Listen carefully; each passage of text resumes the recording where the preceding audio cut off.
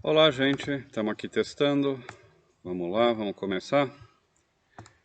Então, eu vou tentar gravar essa aula. Vamos nos familiarizar um pouco, né, com os programinhas de gravação. O cachorro, fica quieto.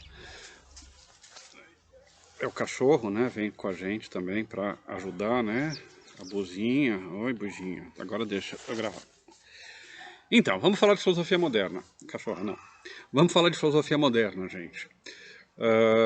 Quando a gente fala de filosofia moderna, né, comecei a explicar isso para vocês na última aula, a gente está falando, obviamente, de uma palavra que é polissêmica, que tem muitos significados diferentes, que significa coisa diferente quando aplicado a períodos, a objetos diferentes, né? A gente fala de carros modernos, de arte moderna, de música moderna, enfim, e falamos também, né, de história moderna, a idade moderna, a era moderna, a época moderna. Falamos da filosofia moderna, falamos da modernidade, né, em vários setores, né?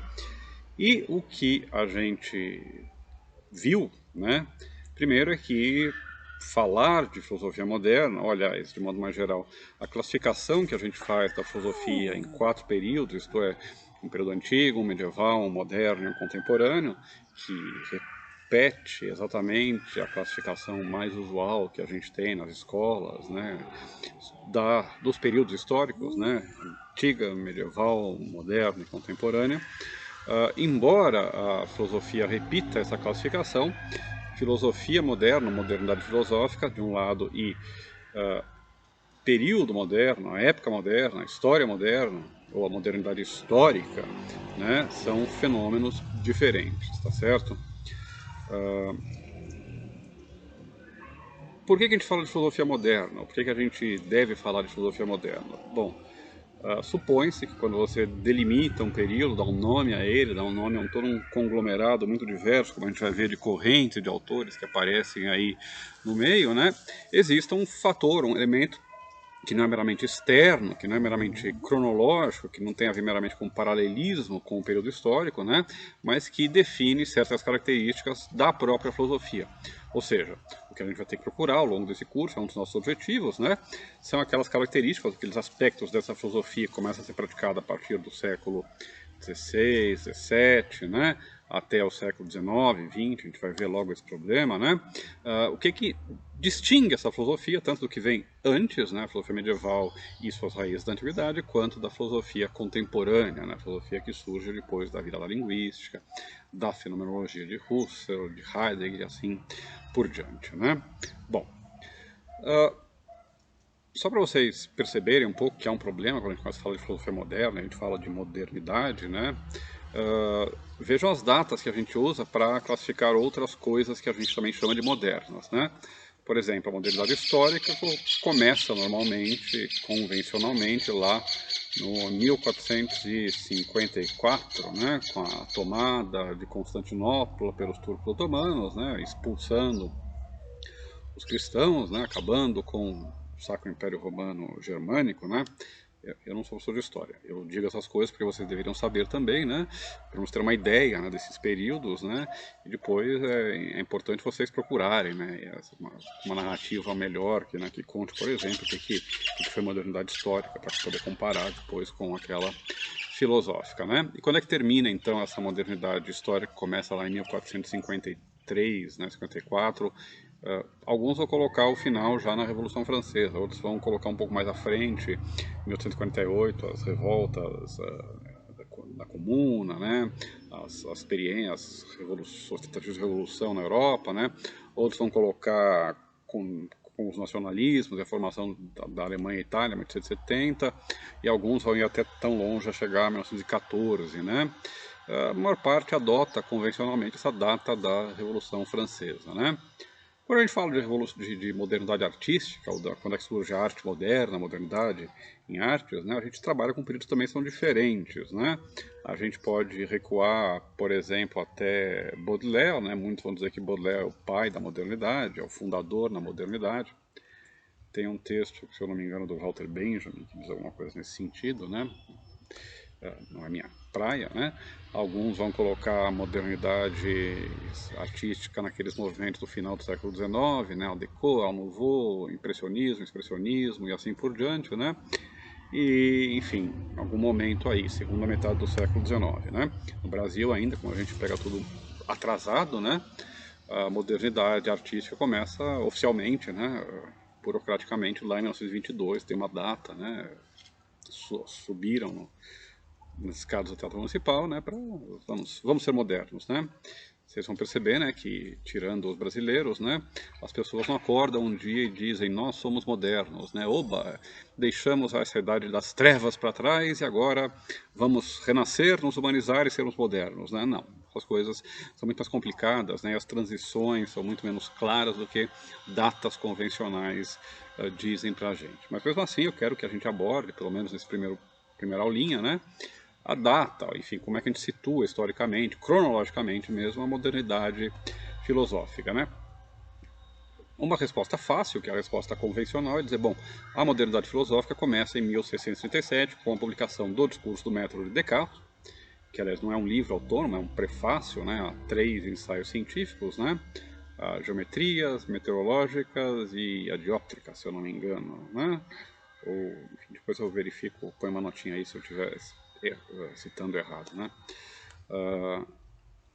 Enfim, 1637 é a data convencional, né? Mas a gente pode recuar nessa data. Essa data, por exemplo, não cobre, não inclui obras de filósofos que são obviamente modernos, indubitavelmente modernos, como Bacon e Hobbes, que foram publicadas um pouco antes disso, né? 1620, 10, 15 anos antes, né, do Descartes. Isso inclui, por exemplo, uma série de filósofos do Renascimento que a gente já não pode mais classificar como sendo medievais, né? Telésio, Da Vinci, Pomponazzi, Zabarella, todo esse pessoal, né? Dificilmente a gente pode incluí-los, colocá-los dentro da Idade Média, não são mais medievais, isso é bastante claro. A gente vai ver um pouquinho o Renascimento, né? Normalmente eu não cubro o Renascimento no curso, mas nesse curso, porque a gente tem mais tempo para gravar as coisas, né, a gente vai cobrir o Renascimento também. Bom, se a gente então coloca lá o nascimento da filosofia convencionalmente em 1637, numa avaliação modesta, né, assim, padrão, sem muita controvérsia, né, a gente, para colocar o final, para encontrar e delimitar o final da Idade Média, é muito mais difícil, né? Perdão, da Idade Moderna, da filosofia moderna, da filosofia na modernidade, que o cachorro subiu de novo aqui, né? Para identificar o fim da filosofia moderna, a gente tem muito menos consenso, né? Alguns vão, por exemplo, colocar o fim da filosofia moderna já com Kant, a publicação da Crítica da Razão Pura, ou talvez a publicação final das três críticas, né? Então, ou 1781, a Crítica da Razão Pura, ou 1789, a publicação da Crítica do Juízo, né? E é elegante porque aí coincide com aquele final convencional também da filosofia, da modernidade histórica, né? Mas existem inúmeros outros livros que vão adotar classificações diferentes. Alguns vão ver o final da modernidade lá em Hegel, né? Com a morte de Hegel, em 1830, né? Seria o final da modernidade. Eu, por exemplo, posso defender, né? Quem viu meus cursos sabe que eu defendo coisas parecidas, né? Que ela acontece em algum momento entre 1837 e 1843. 1837, publicação das investigações, da doutrina da ciência do Bolzano, né? 1840-41, publicação das investigações lógicas do Trendelenburg, e 1843, publicação do Sistema de Lógica Indutiva e Dedutiva do John Stuart Mill, né? Esses três livros, de alguma forma, eles colocam temas, eles colocam modelos de filosofia que remetem para a contemporaneidade, para um giro linguístico, para uma preocupação muito mais direta com a ciência, né? Já levando em consideração a doutrina Kant, a teoria do Kant, né? Que já não podem mais simplesmente ser identificados com o que se fazia antes e marcam então a direção nova da filosofia que vai aos poucos fermentar, né? Mas enfim, fecha parênteses, vamos voltar. 1830 Hegel, 1837 Bolzano, 1840 Trendelenburg, mas também algumas outras, peraí, deixa eu achar aqui minhas anotações, algumas outras datas possíveis, né? Por exemplo, Frege é considerado muitas vezes, por aqueles que estudam a filosofia contemporânea dentro do viés analítico, da corrente dita analítica, né? Frege é colocado como o pai, ou às vezes o avô, né?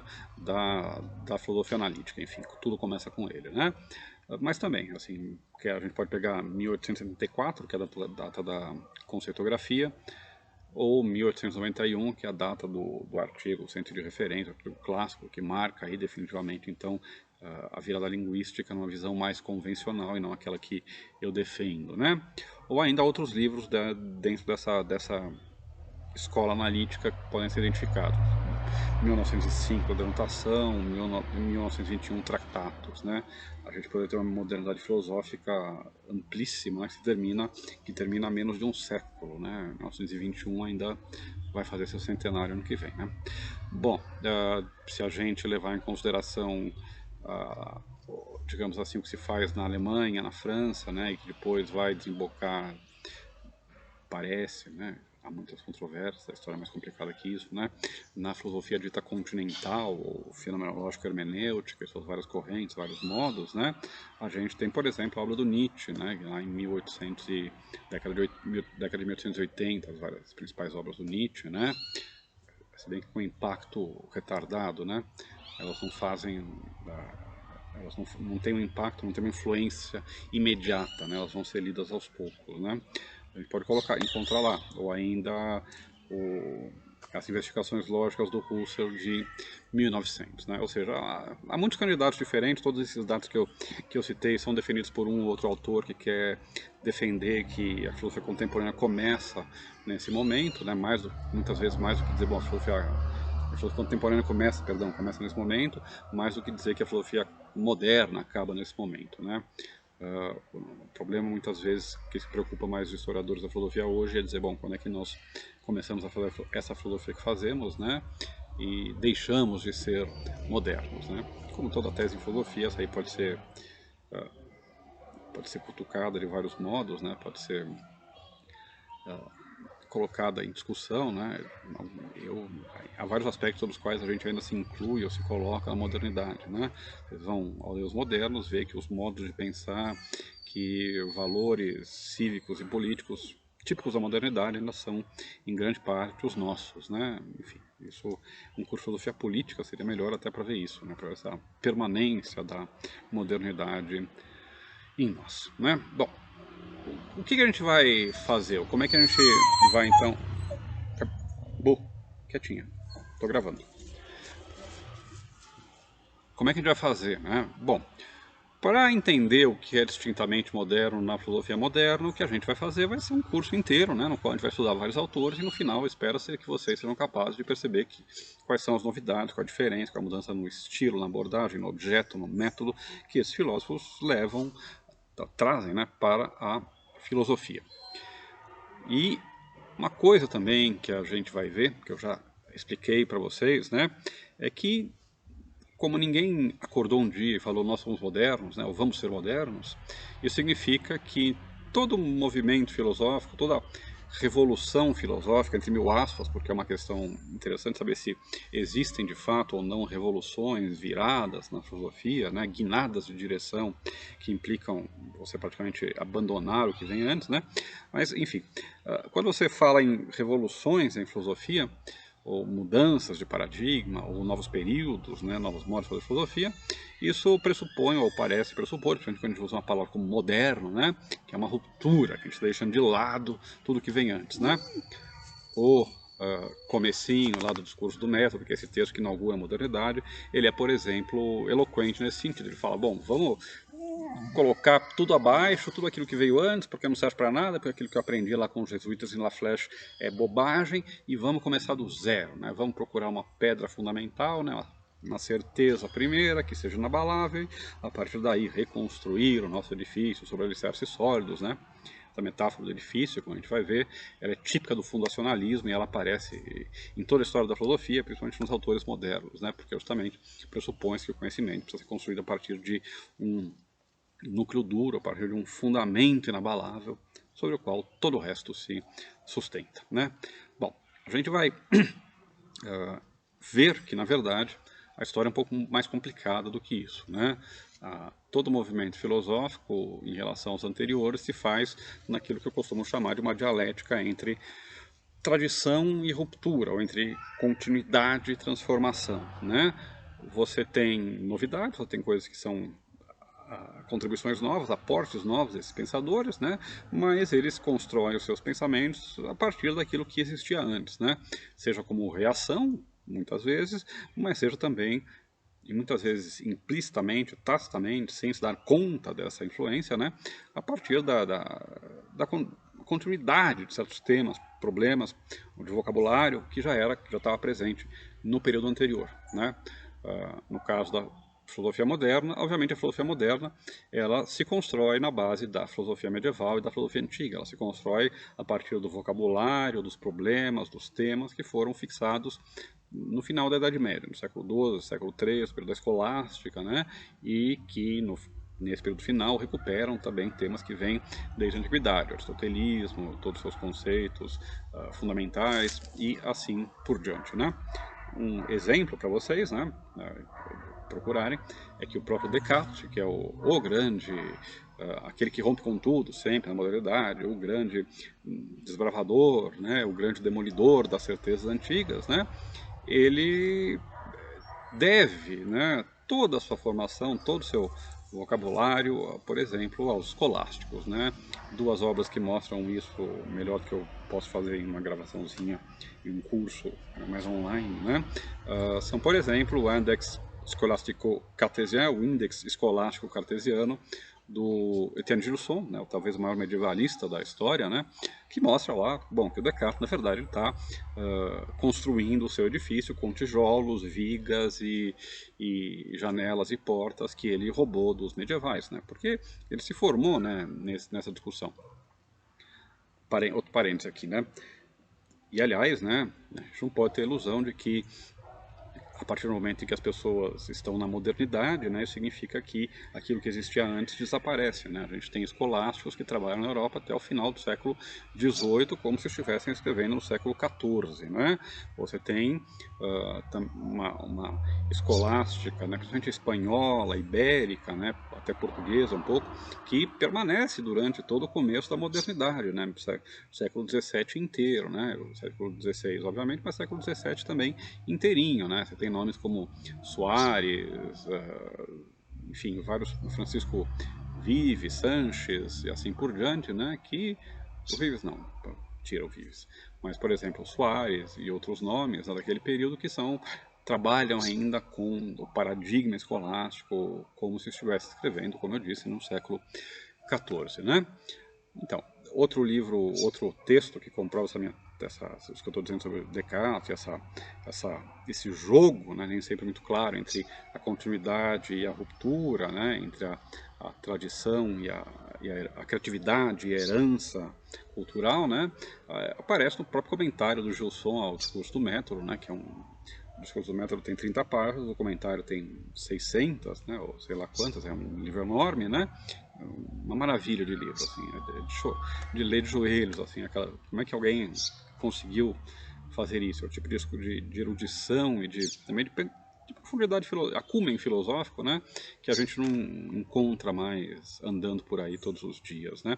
Esse livro do Gilson mostra muito bem, né, tudo aquilo que o Descartes deve aos medievais, mesmo discussão, por exemplo, das questões físicas, né, heranças medievais de Costesta, Philoponos, enfim, outros, Roger Bacon e outros autores da Idade Média, né.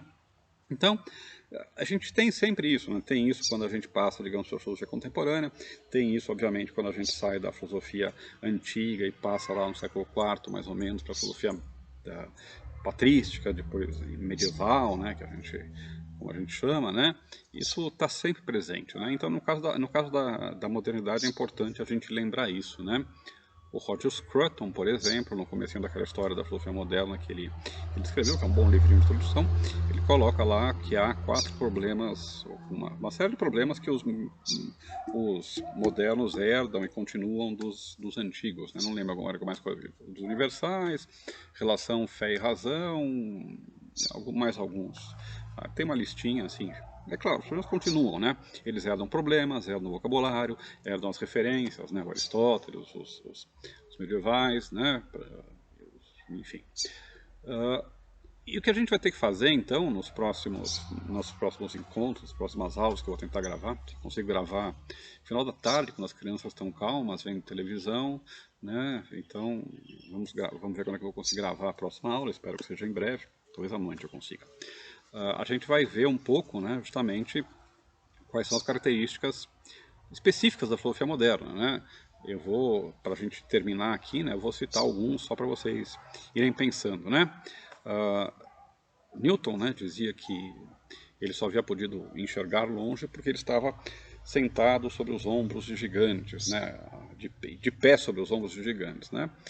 Para os modernos é um pouco isso, né, os gigantes que eles desprezam, né, estão ali presentes e sustentam eles, né, mas tem coisas que são típicas da modernidade, que a gente até encontra, né, sob alguns modos. Vocês vão, por exemplo, encontrar muitas vezes o pessoal falando, isso do Descartes, o corso, a dúvida já está, em certa forma, em Agostinho, quando tem o si falor sum, tá. Sim, mas também não, né? Porque senão Agostinho seria Descartes, e Agostinho não é Descartes. É uma coisa diferente do Descartes que faz com que Descartes não seja Agostinho. Ideias, elas estão por aí. É muitas vezes o modo e o contexto no qual a gente apresenta e desenvolve certas ideias que torna essas ideias de fato suculentas e interessantes para a filosofia. Mas, por exemplo, para a modernidade a gente tem claramente uma... Você tá achando chato, Bu? Eu já vou terminar. Já termino esse vídeo e brinco com você. Tadinha da cachorra. Bom, a gente tem uma virada para a subjetividade, né? Quando a gente... Oi? Oi? O que foi? Você machucou a patinha? Você machucou a patinha? A gente... Oi. Desculpa, gente. A gente tem uma virada para a subjetividade, tá? Obviamente, escrever em primeira pessoa, se preocupar em olhar basicamente para dentro, adotar a introspecção como modelo filosófico, né? Que implica uma série de outras teses importantes, como por exemplo o princípio de imanência, ou seja, que eu tenho um acesso às minhas representações e apenas a elas, né? O princípio de imanência que com o correspondente acesso epistêmico privilegiado ao eu, a ideia de que eu tenho um acesso direto ao meu eu, à minha substância, né, coisa que depois vai ser contestada, por exemplo, por Hume e assim por diante, são características típicas da modernidade. Discutir conhecimento nesses termos é tipo da modernidade. Discutir conhecimento. Discutir conhecimento, discutir método também é algo que é típico da modernidade. Não que não houvesse discussões sobre método e conhecimento nos antigos, obviamente, mas a ênfase, né, o peso dado a essa tarefa é absolutamente novo em relação àquilo que a gente encontrava antes, né? Filósofos modernos discutem, antes de começar a fazer filosofia, digamos assim, o método, o caminho que eles vão adotar, né? Método rodós, através de um caminho, né? Então, o caminho que eles vão adotar. E essa discussão metodológica, aos poucos, e é preciso perceber que isso não é dado, né? É um processo histórico. Aos poucos, ela se transforma em uma discussão epistemológica, né?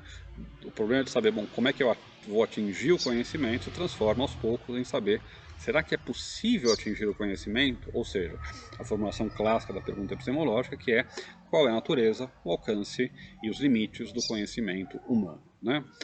Essa é a formulação clássica uma formulação clássica pelo menos do problema do conhecimento.